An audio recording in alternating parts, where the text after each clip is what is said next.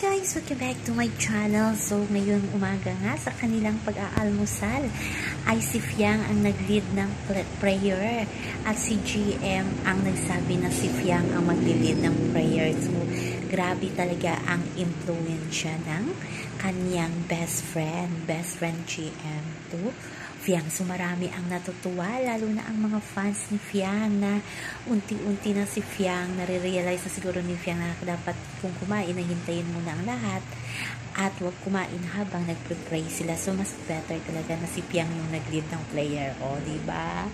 Mayroon na talagang improvement ang ating Fiang G. Diyan siya napabash eh. Pero sa kabilang banda, yan, tingnan nyo ang cute lang ni GM at ni Fiang. Tama nga si Fiang na BFF niya itong si GM kasi kahit anong mali niya, sinasabi talaga ng prangka ni GM sa kanya at hindi siya hinuhusgahan. Kung sa baga ba, pinagsasabihan pa siya kung ano ang dapat niyang gawin. So, yun lang po guys ang ating update. So, yun hanggang sa muli. Bye-bye. Always remember, huwag po tayo magpa-stress.